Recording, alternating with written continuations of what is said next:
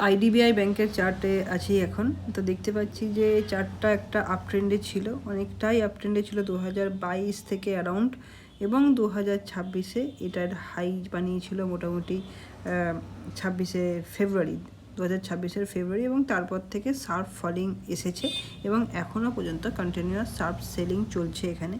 যদি এর trend line টেনে আমরা সাপোর্ট রেজিস্ট্যান্সগুলো একটু বোঝার চেষ্টা করি, তাহলে এই জায়গাটা রয়েছে না, একটা স্ট্রং সাপোর্ট রয়েছে এই জায়গাটা।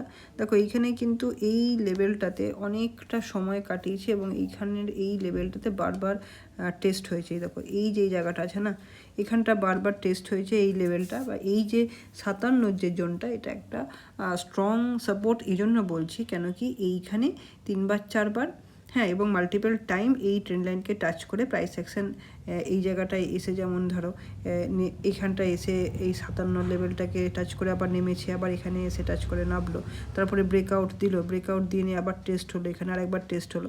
তো 4-5বার এখানে টেস্ট হয়েছে এই 57 লেভেলটা। তো সেই জন্য এই যে 57 যেই ট্রেন্ড লাইনটা আমি ড্র করেছি, সেটাকে মানে স্ট্রং সাপোর্ট হিসেবে এটা কাজ করবে।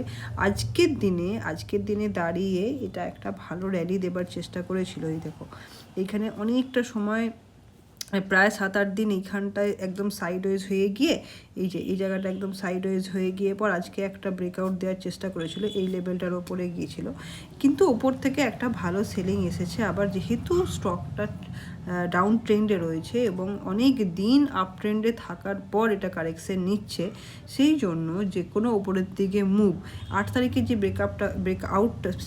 ব্রেকআপ বলছি, যাই হোক 8 তারিখে যে ব্রেকআউটটা হয়েছিল এই জায়গাটায়, তো এইখানটায় কিন্তু ব্রেকআউটটা হয়ে নিয়ে একদম সাইডওয়েজ হয়ে গিয়েছে এতদিন ধরে। তো পুরো এপ্রিল মাসটাই মোটামুটি সাইডওয়েজ রয়েছে। আজকে একটা ব্রেকআউট দেওয়ার চেষ্টা করেছিল, সেটা কিন্তু ওপর থেকে আবার সেলিং এসছে বা খুব একটা সাস্টেন করেনি, যদিও প্রাইস এই যে সাইডওয়েজ যে জোনটা ছিল তার ওপরে ক্লোজ দিয়েছে, কিন্তু এটা কতটা সাস্টেন করবে সেটা ডিপেন্ড করছে আগামী দিনে কেমন প্রাইস অ্যাকশন বানাচ্ছে তার ওপর। এবং যদি সাস্টেন না করে এই লেভেলটাকে, হ্যাঁ, আবার যদি ও রেঞ্জের ভিতরে ঢুকে যায় বা আবার এই রেঞ্জের নিচেই চলে যায়, সেক্ষেত্রে আবার বিয়ারিশ সিনারিও এই আইডিবিআই ব্যাংকের চার্টে দেখা যাবে। এখনও পর্যন্ত আমি এই যে আইডিবিআই ব্যাংকের চার্টটা দেখে বা টেকনিক্যাল অ্যানালাইসিস দেখে মনে হচ্ছে না যে খুব বেশি এটার এখন বুলিশনেস রয়েছে বা এখানে একদমই কেনাকাটির জায়গা রয়েছে। হ্যাঁ, একটা বটম বানিয়েছে, সমস্ত স্টকই বটম বানিয়েছে এবং ওখান থেকে রিভার্স করছে, ওখান থেকে ব্রেকআউট দিচ্ছে, ভালো র্যালি দিচ্ছে।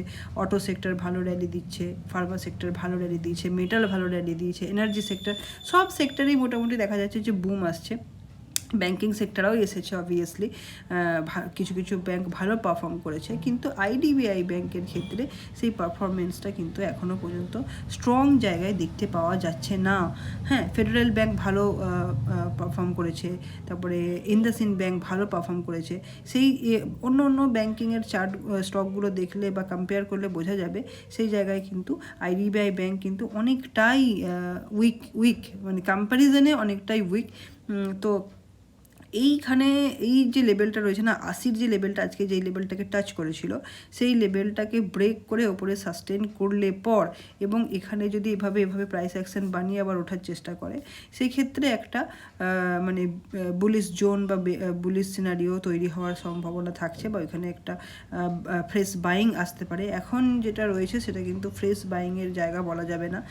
তো দেখা যাক আগামী দিনে কেমন সিনারিও তৈরি করে। অন্যদিন আমরা যে নিফটি স্মল ক্যাপ 100-এর যে 100টা স্টক আলোচনা করব বলেছিলাম, এটা তার 31তম স্টক বা 31st। এর আগে 30টা স্টক নিয়ে আমরা কথা বলেছি, 100টা স্টকই আমরা কমপ্লিট করব অবশ্যই। তো আজকে আপাতত আইডিবিআইকে ছাড়ছি।